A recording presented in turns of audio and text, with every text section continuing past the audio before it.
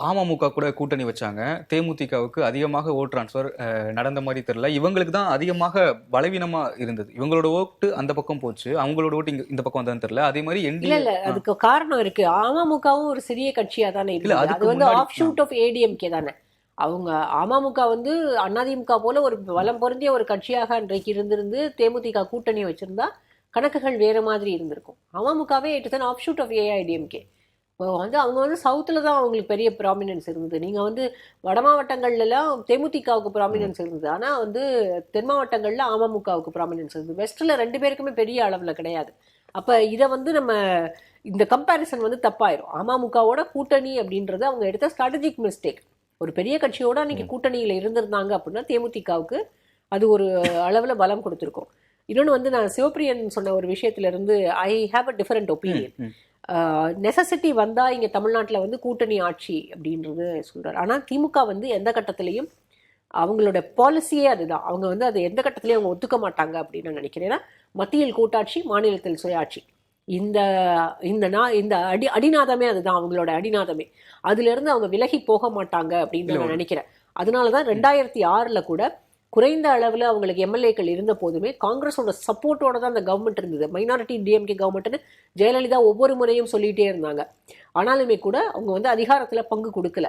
இன்னைக்கு காங்கிரஸ் வந்து பிடிவாதமாக இருந்தாலும் அதிகாரத்தில் பங்கு கொடுப்பதற்கு திமுக தயாராக இல்லை.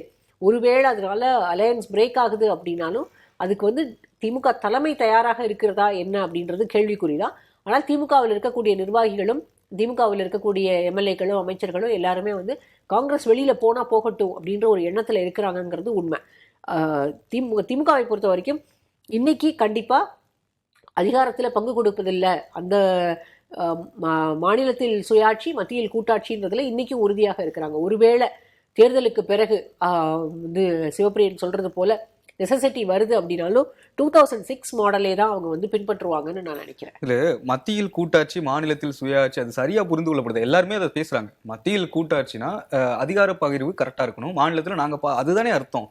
ஆமா ஆமா, மத்தியில வந்து அதிகார பகிர்வு தான் சரியா இருக்கு. அதிகார மத்தியில அமைச்சரவையில நாங்க பங்கு வச்சுக்கிறோம், ஆனா இங்க நாங்க மட்டும் தான் இருப்போம், அந்த அர்த்தத்துல தான் இங்க பேசுறாங்களா அப்படின்னு கேக்குறேன். இல்ல, அந்த அர்த்தத்துல பேசப்படுது. ஆனால் அவங்க வந்து சொல்லக்கூடிய அம்சம் எங்களுக்கு, அதாவது பவர், நாங்க வந்து பாலிசிஸை டிசைட் பண்றதுல சென்டர்ல வந்து தேசிய அளவில் எடுக்கக்கூடிய முடிவுகளையும் தேசிய அளவில் எடுக்கக்கூடிய பாலிசிஸ் எல்லாத்தையும் டிசிஷன் மேக்கிங்ல பங்கு வேணும் அப்படின்றது தான் ஆரம்பத்திலிருந்து அண்ணாதுரை காலத்திலிருந்தே சொல்லப்பட்டது. அதை தான் வந்து இன்னைக்கும் வந்து அவங்க ஆரம்பத்தில் சொன்னது போல அவங்களுடைய அடிநாதமே அதுதான். அதுல இருந்து அவங்க விலகி போவாங்கன்னு நான் நினைக்கல. ஓகே, இல்லை விலகி போக மாட்டாங்கங்கிறது திமுக இருக்கக்கூடிய கொள்கை கோட்பாடு. நான் அதில் எதுவுமே சொல்லலை. 2006க்கும் இப்போ இருக்கக்கூடிய வித்தியாசம் என்னென்னா, அன்றைக்கி 2006 காங்கிரஸ் டிஸ்டர்ப் பண்ணாததுக்கு காரணம் திமுகவினுடைய ஆதரவோடு அங்கே அவங்களுடைய மத்திய அரசு இயங்கி கொண்டிருந்தது. திமுக விலகினாங்கன்னா அந்த மத்திய அரசு கவிழ்ந்துடும்.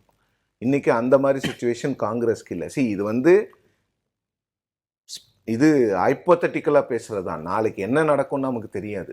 ஒரு வேளை திமுகவோ இல்லை அதிமுகவோ அவங்க வந்து ஒரு ஃபுல் மெஜாரிட்டியில் வந்துட்டாங்கன்னா ஏடிஎம்கேக்கு இப்போவே ப்ரெஷர் இருக்குது பிஜேபி கிட்டேருந்து. ஆனால் அந்த ப்ரெஷர் வந்து வெளிப்படையாக வரல. பட் காங்கிரஸ் கூட அந்த என்ன சொல்கிறது சீட் ஷேரிங்க்கு அப்புறம் அதை பற்றி பெருசாக பேச மாட்டாங்க. ஏன்னா டிஎம்கே அது ரொம்ப வெளிப்படையாக சொல்லியிருக்கிறாங்க. ஆட்சியில் பங்கு, அதிகாரத்தில் பங்குங்கிறது வந்து நீங்கள் பேசவே கூடாது அப்படிங்கிறது. பட் அது பேசுவாங்களா இல்லையாங்கிறதுல அது வந்து நெசசிட்டி வந்தால் பண்ண வேண்டிய கட்டாயம் வருங்கிறது தான் என் கருத்து. அன்னைக்கு வந்து அது என்ன நடக்க போகுதுங்கிறது பார்க்கணும். பட் திமுகவுக்கு அதில் பெருமளவில் விருப்பம் இல்லை. அதுதான் அவங்களுடைய கொள்கை கோட்பாடுங்கிறதுல எனக்கு முரண்பாடு இல்லை. அதுதான் அவங்க கொள்கை கோட்பாடு. திராவிட கட்சிகள் ரெண்டுமே அவங்களோட கோட்பாடு அதுதான். மத்தியில் நாங்கள் ஆட்சியில் இருப்போம், இங்கே நாங்கள் ஆட்சி பங்கு ஒரு தேசிய கட்சிக்கோ இல்லை மற்ற கட்சிகளுக்கோ நாங்கள் கொடுக்க மாட்டோம், இங்கே எங்களோட சுயாட்சி தான் நடக்குங்கிறது தான் இந்த திராவிட கட்சிகளினுடைய கோட்பாடு. அது யாருமே ஒத்துக்கல தான், நானே ஒத்துக்கிறேன். மக்களே அது ஏற்றுக்கல. 1980 உங்கள் கூட்டணி ஆட்சி 2 பேரும் ஈக்குவல் நம்பர்ஸில் நின்று நாங்கள் போகிறோம்னாங்க, மக்களே ஏற்றுக்கல. அதை தான் திமுக திரும்ப திரும்ப சொல்கிறாங்க. இங்கே நீங்கள் ப்ரூவும் பண்ணணும். நான் சொன்னது வந்து அந்த கட்டாயம் வரும்போது அதற்கான முடிவுகள் எடுக்கப்படலாம் அன்னைக்கு. ஏன்னா இன்னைக்கு இருக்கக்கூடிய பொலிட்டிக்கல் சிச்சுவேஷன்ஸை வச்சு தான் நான் பேசுகிறேன். பிஜேபி மற்ற கட்சிகள்லாம் வந்து பிஜேபிலாம் அருணாச்சல் பிரதேஷ் போன்ற மாநிலங்கள்லாம் அவங்களுக்கு எம்எல்ஏவே இல்லாமல் காங்கிரஸ் கட்சி எம்எல்ஏக்களை அப்படியே தங்கள் கட்சிக்கு டிரான்ஸ்ஃபர் பண்ணிக்கிட்டு அவங்க வந்து போர்டு சொல்லப்போனால் காங்கிரஸ் ஆஃபீஸ் போர்டை தூக்கி போட்டு பிஜேபி ஆஃபீஸ் போர்டை வச்சு நாங்கள் ஆட்சிக்கு வந்துட்டாங்க. அந்த மாதிரி சூழ்நிலையில் திமுக போன்ற கட்சிகள் கொஞ்சம் ஸ்மார்ட்டாக ப்ராக்டிக்கலாக திங்க் பண்ணுவாங்கங்கிறது தான் என்னுடைய கருத்து.